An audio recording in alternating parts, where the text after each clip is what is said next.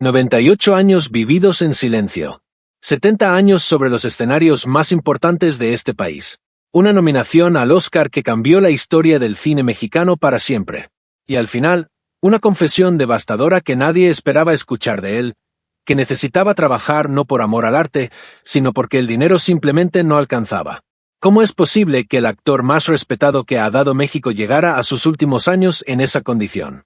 ¿Qué hay detrás de esa imagen impecable de primer actor, de hombre íntegro, de artista consagrado? Porque las crónicas sugieren que la historia que nos contaron sobre Ignacio López Tarso tiene varias capas que muy pocos se han atrevido a levantar. Y hoy, en este canal, vamos a hacer exactamente eso. Este video es para quienes alguna vez sintieron que detrás de la solemnidad de un grande hay un hombre ordinario luchando contra fuerzas que la fama no puede resolver. Si eres de los que no aceptan versiones decoradas y prefieren la textura real de una vida, quédate. Porque lo que viene en los próximos minutos no es un homenaje póstumo más. Es una investigación sobre el precio real de la integridad artística en un país que celebra a sus héroes culturales con aplausos, pero muchas veces los abandona con silencios. Existen registros que plantean una duda razonable sobre la narrativa oficial de Ignacio López Tarso, la de un hombre que eligió la sobriedad por convicción, que vivió modestamente porque así lo quiso, que murió en paz porque así lo merecía. Muchos se preguntan si esa narrativa no es, en realidad, la historia más conveniente, la que protege a las instituciones que lo utilizaron, la que evita incómodas conversaciones sobre cómo México trata a sus artistas cuando ya no son útiles para el sistema. Investigamos esto durante semanas porque notamos un patrón que nadie más señaló con claridad, un hombre que construyó un legado monumental y que, a los 97 años, tuvo que admitir públicamente que no le alcanzaba. Eso no es poesía. Eso es una fractura. Pero para entender esa fractura, primero hay que entender al hombre. Y para entender al hombre, hay que ir al principio. No al principio glamoroso de las alfombras rojas o de los premios bajo los reflectores del Palacio de Bellas Artes. Hay que ir al principio real, al que casi nadie cuenta, porque no tiene nada de brillante y todo de verdadero. Imagina por un momento que tienes 8 años, que tu familia ha cambiado de ciudad más veces de las que puedes contar, que eres siempre el niño nuevo, el que no conoce a nadie, el que tiene que ganarse un lugar en cada patio de recreo de cada escuela nueva. Guadalajara, Veracruz, Hermosillo, Navojoa, Valle de Bravo. El México postrevolucionario era un país en construcción permanente y las familias pobres eran parte de ese material de construcción. Se movían donde el trabajo aparecía, se asentaban donde se podía y se levantaban cuando ya no. Ignacio López López, que así se llamaba antes de que el tiempo y los escenarios le dieran ese apellido artístico que se volvería leyenda, era parte de esa estadística invisible. Fue en uno de esos movimientos, en Guadalajara, donde ocurrió algo que las crónicas registran como una epifanía. Un teatro de carpa. No el teatro de los refinados, no el teatro que se anuncia en periódicos con tipografía elegante. Un teatro de lona, de aserrín, de actores que sudaban bajo focos improvisados y de un público que comía cacahuates y le gritaba a los personajes como si fueran de carne y hueso. Para la mayoría de los niños que asistieron esa noche, fue un entretenimiento más. Para Ignacio fue un encuentro con algo que no sabía que estaba buscando. Muchos se preguntan si fue ese momento el que definió toda la arquitectura de su vida posterior. La preferencia por lo popular sobre lo pomposo, por la verdad emocional sobre el artificio técnico, por el hombre común sobre el héroe de opereta. Pero esa revelación no tenía ningún camino práctico en el México de los años 30. Para una familia que luchaba contra la inestabilidad económica constante, el arte era un lujo reservado para los que podían permitirse somear sin consecuencias. Los niños de familias como la de Ignacio trabajaban. Aprendían oficios. Se convertían en algo útil. El teatro era para los ricos o para los que ya habían perdido el juicio. Y entonces ocurrió algo que las crónicas sugieren como uno de los movimientos más reveladores de su carácter. Cuando la educación superior se volvió económicamente imposible, Ignacio ingresó a un seminario católico. Iba a ser sacerdote. Detente un momento aquí, porque este punto es más complejo de lo que parece. Un joven fascinado con la representación teatral, con la magia de encarnar a otro, elige como alternativa de vida una vocación que también se basa en la representación, en el ritual, en la palabra hablada como vehículo de transformación. ¿Fue casualidad? Las crónicas sugieren que no. Y de hecho, incluso dentro del seminario, el teatro lo encontró, Un sacerdote con un grupo teatral, obras religiosas, poesía, oratoria. Ignacio descubrió en ese espacio que tenía algo que la mayoría de las personas no tienen, una voz que hacía que la gente escuchara. Y una capacidad de entrega total al personaje que resultaba perturbadoramente natural. Pero la vocación religiosa era una escapatoria, no un llamado. Y Ignacio, con la honestidad brutal que caracterizaría toda su vida, lo reconoció. A los 20 años tomó la decisión que horrorizó a su familia, abandonó el seminario. Renunció a la seguridad del sacerdocio, y eligió perseguir algo que en ese momento era casi literalmente imposible. Lo que ninguna versión oficial menciona con suficiente énfasis es que antes de poder siquiera intentarlo, el sistema lo interceptó. El servicio militar obligatorio. Más de un año en cuarteles de Querétaro, Veracruz y Monterrey. Un general, impresionado con su disciplina y su presencia, le ofreció una carrera en el ejército. Estabilidad. Respeto institucional. Un futuro concreto. Muchos se preguntan qué hubiera pasado si Ignacio hubiera aceptado. Si el hombre que después encarnaría la dignidad del campesino mexicano frente a la muerte en Macario hubiera terminado siendo un oficial de rangos y medallas. Pero algo que las crónicas no pueden explicar del todo lo detuvo. Regresó a la Ciudad de México sin dinero, sin contactos, sin plan. Vendía ropa de mezclilla para sobrevivir. Vivía en cuartos de azotea. Y estuvo a punto, documentadamente a punto, de irse como bracero a California a cosechar uva y naranja. Eso es lo que casi ocurre. Eso es lo que casi borra al Ignacio López Tarso que conocemos. Pero ¿cuál fue la fuerza exacta que lo detuvo en ese borde? Las crónicas son ambiguas ahí. Y esa ambigüedad es precisamente lo más fascinante. Porque en 1947, con 22 años y sin ninguna garantía de nada, solicitó ingreso a la Escuela de Arte Teatral del Instituto Nacional de Bellas Artes. Lo aceptaron. Y la maquinaria de una vida extraordinaria comenzó a moverse. Si en este punto ya empiezas a entender que la historia de Ignacio no es la de un talento que simplemente surgió, sino la de una voluntad que sobrevivió a todo lo que el sistema le puso en el camino, deja un comentario con la palabra titán. Porque lo que viene ahora es donde la historia se complica de verdad. La Escuela de Arte Teatral de Limba en los años 40 era un espacio extraordinario. Xavier Villaurrutia, uno de los poetas y dramaturgos más importantes de la lengua española del siglo XX, fue el primer mentor de Ignacio. Y lo que Villaurrutia vio en él no era simplemente talento técnico.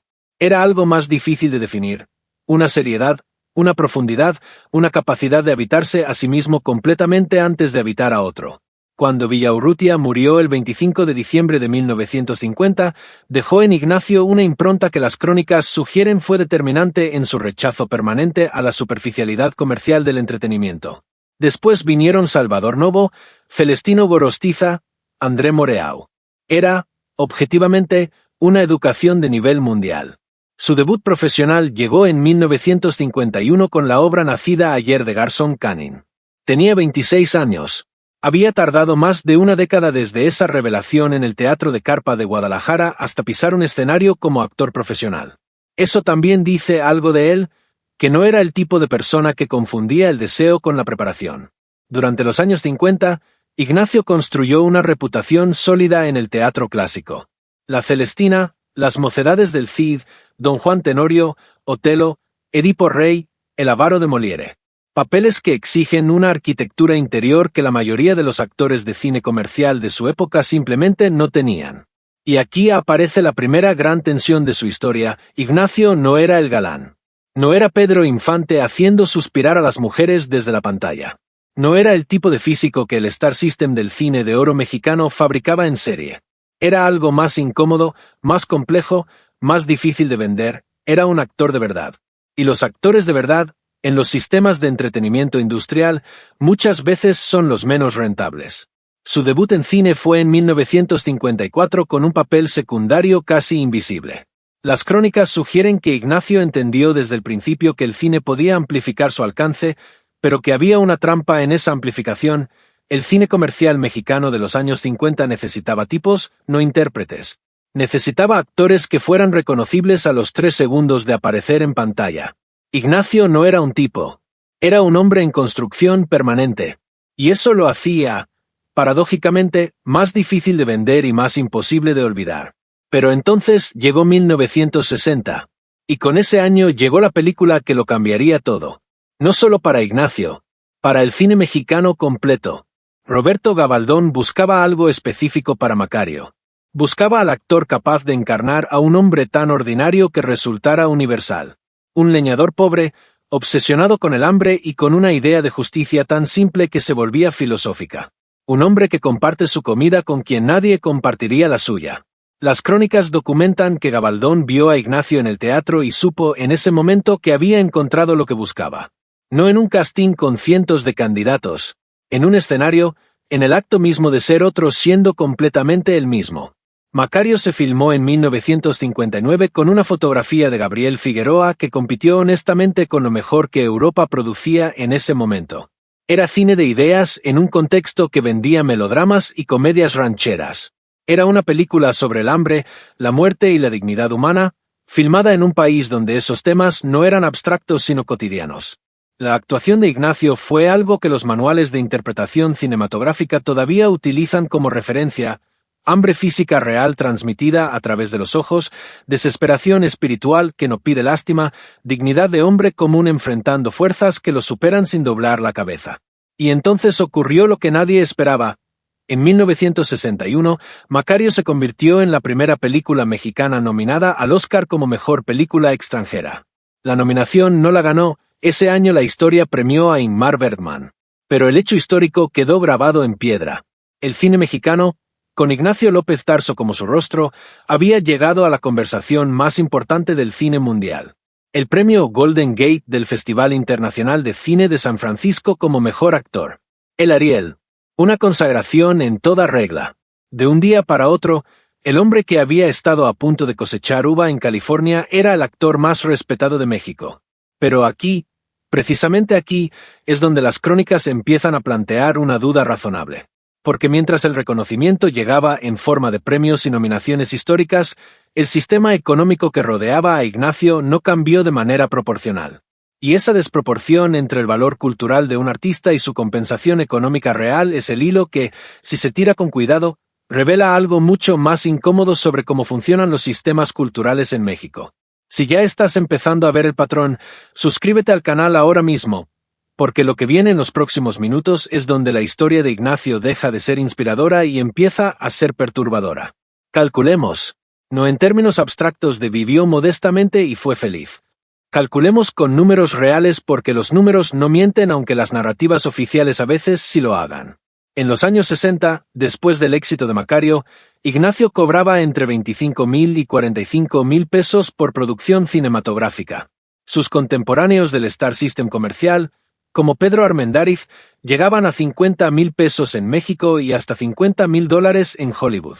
La distancia entre el actor más premiado del cine mexicano y el actor más comercial era, ya desde entonces, económicamente brutal.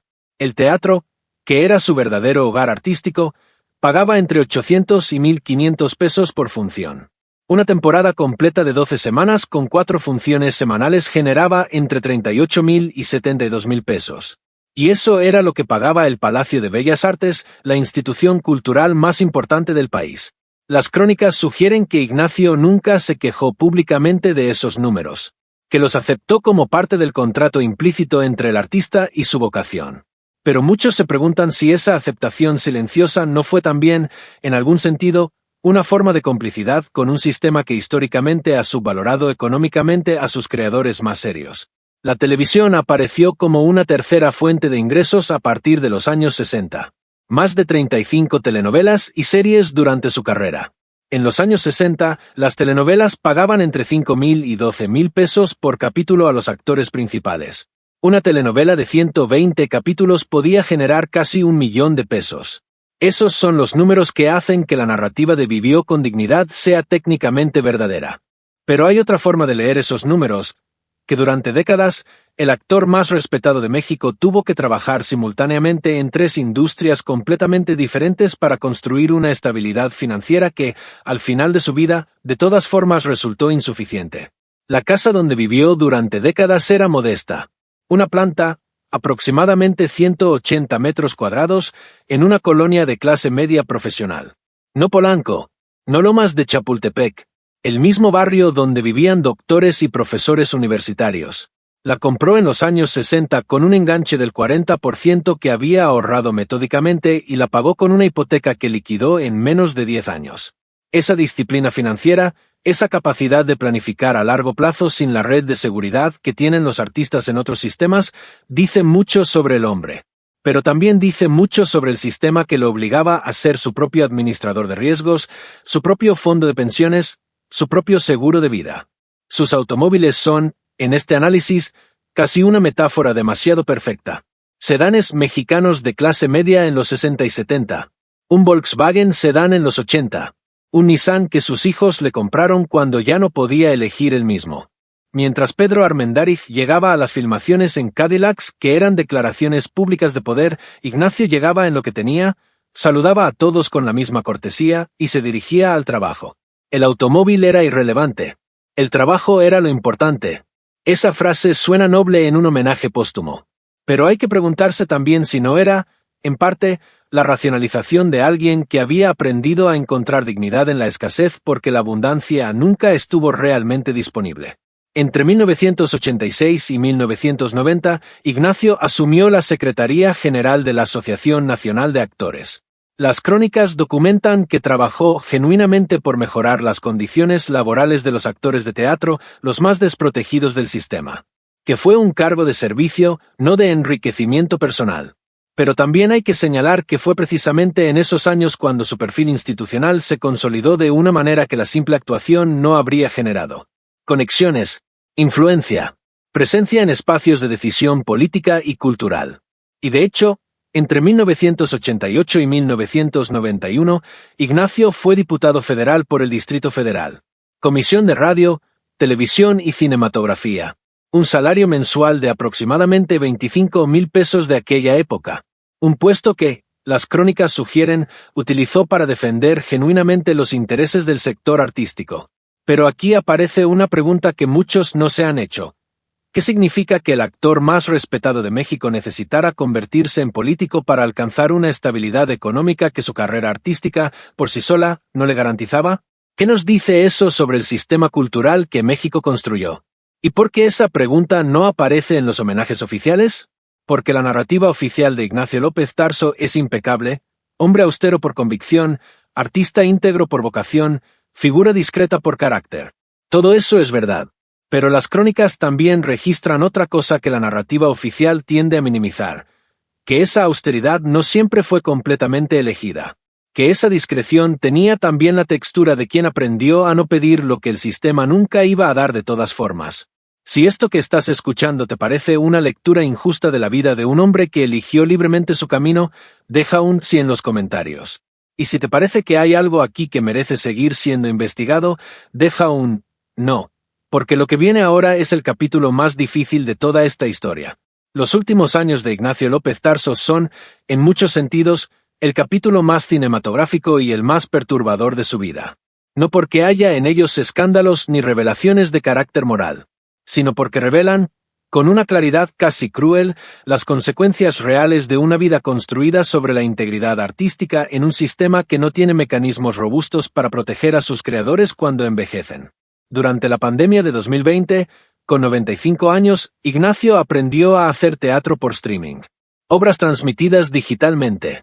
La imagen de un hombre de casi un siglo de vida adaptándose a una tecnología que no existía hace 10 años para seguir haciendo lo que había hecho durante 70 años es, dependiendo del ángulo desde el que se mire, profundamente inspiradora o profundamente reveladora de algo que no debería ser así. Muchos se preguntan si esa necesidad de seguir trabajando a los 95 años era únicamente un gesto de amor al arte, o si había también en ella una dimensión de necesidad económica que el amor al arte hacía más digna de narrar. En 2022, a los 97 años, Ignacio concedió entrevistas donde respondió con una honestidad que desarmó a todos los que lo entrevistaron. Dijo, con esa claridad directa que lo caracterizaba, que llevaba 3 años sin cobrar un salario por actuación. Que recibía un apoyo económico por ser actor exclusivo de Televisa, pero que no era suficiente. Que necesitaba trabajar. No quería trabajar.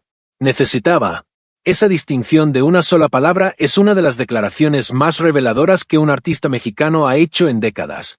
Y las crónicas registran que el sistema cultural respondió a esa declaración con exactamente el tipo de silencio institucional que resulta más elocuente que cualquier respuesta.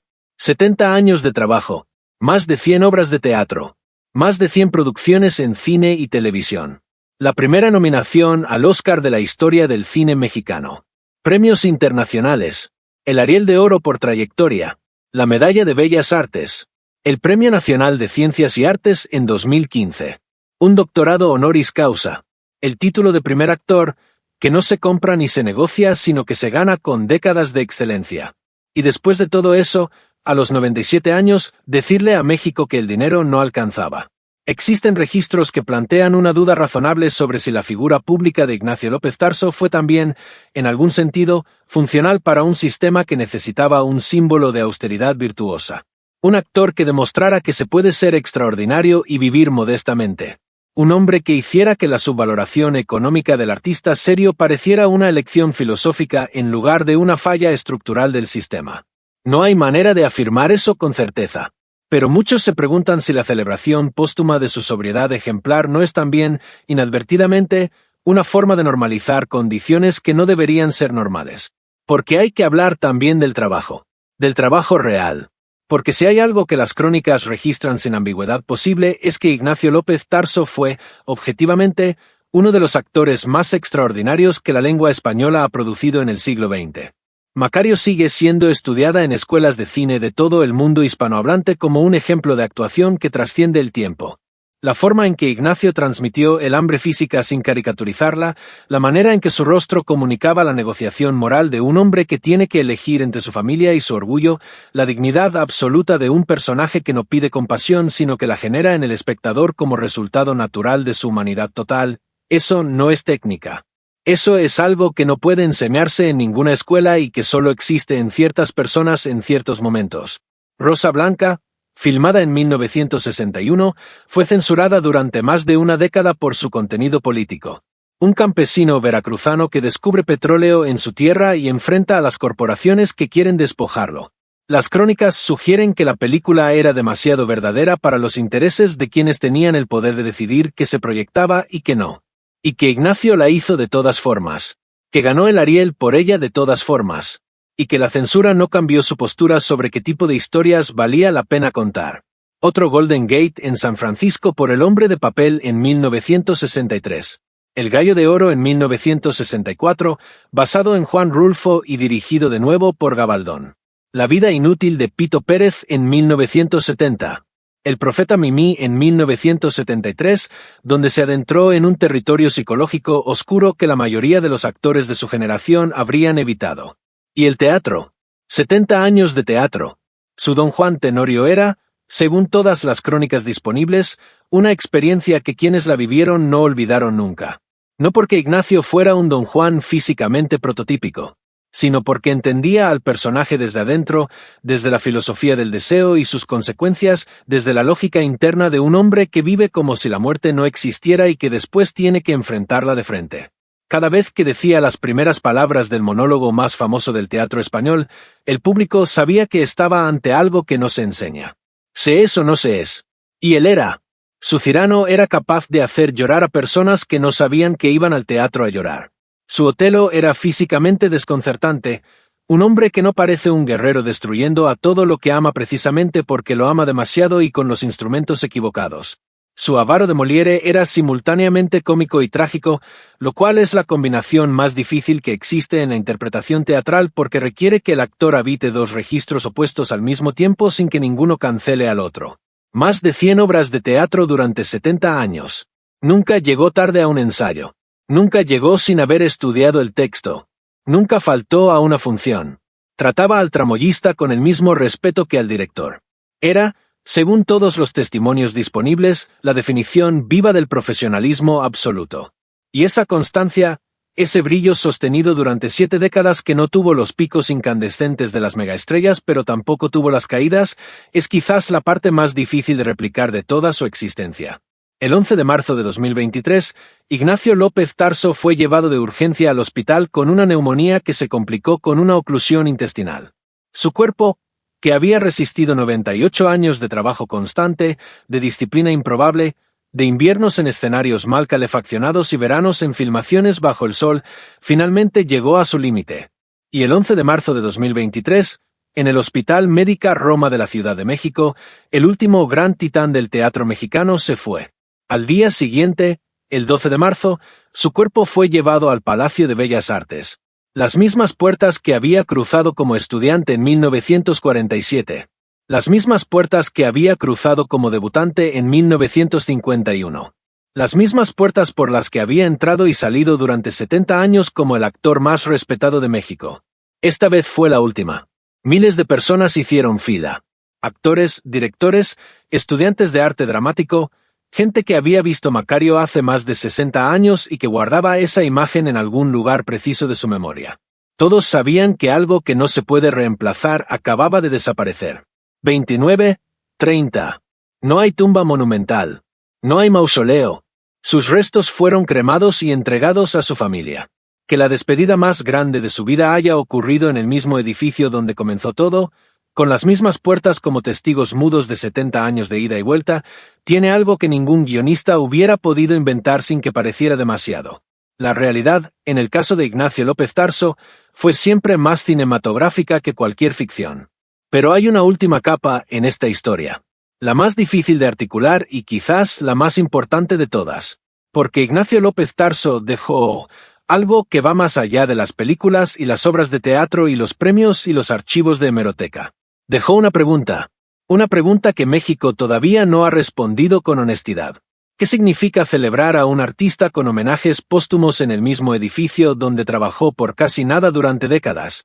¿Qué significa que el sistema cultural de un país produzca figuras de esa dimensión y no tenga mecanismos para garantizarles una vejez económicamente digna sin que tengan que trabajar hasta los 97 años por necesidad? ¿Qué significa que la narrativa oficial de su vida enfatice su austeridad como una virtud personal en lugar de señalarla también como una falla colectiva?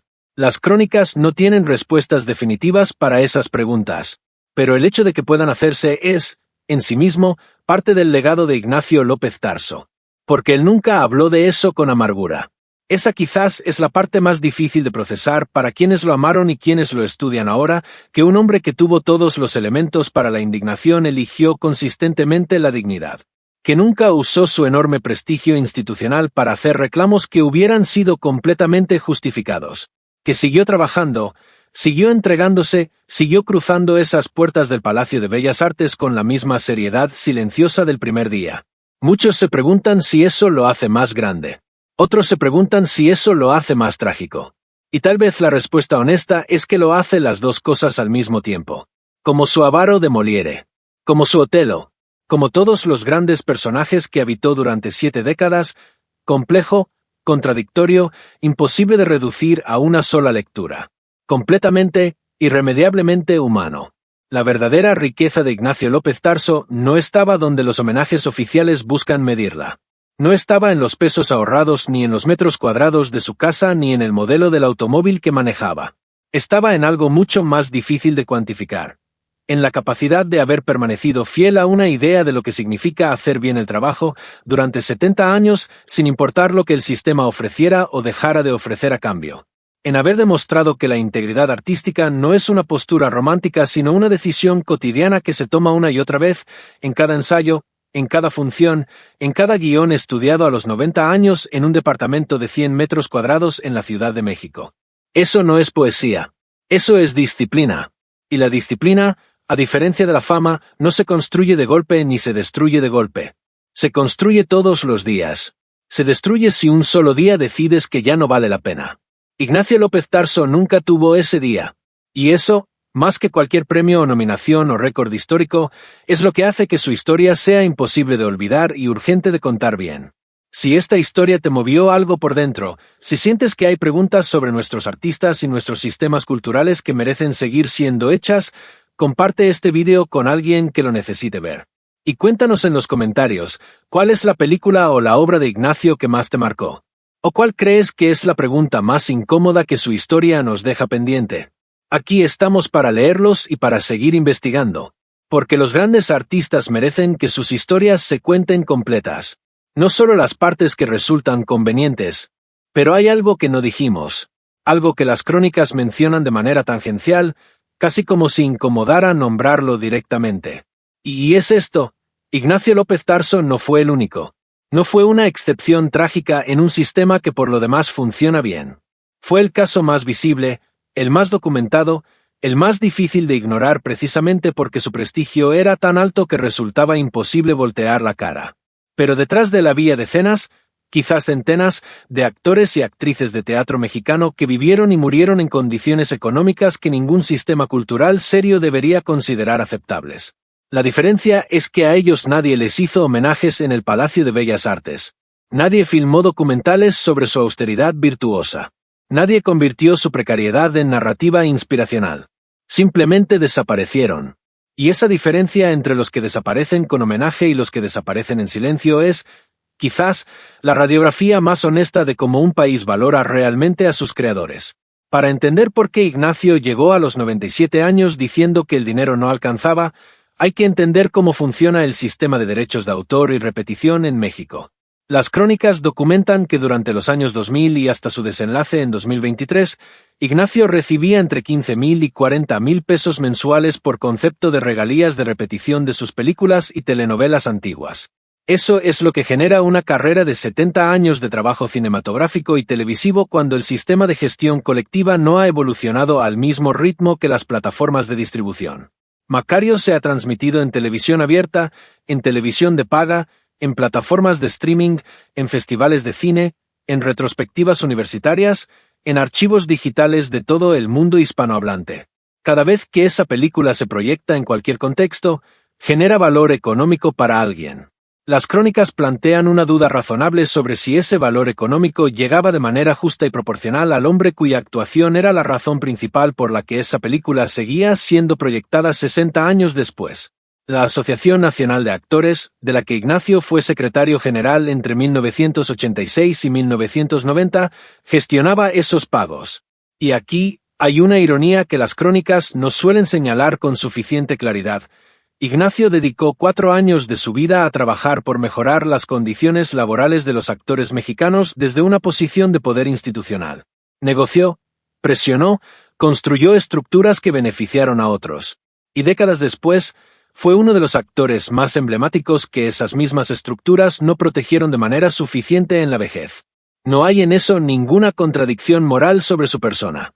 Hay en eso una contradicción muy elocuente sobre la capacidad real de las instituciones culturales mexicanas para cumplir sus propias promesas.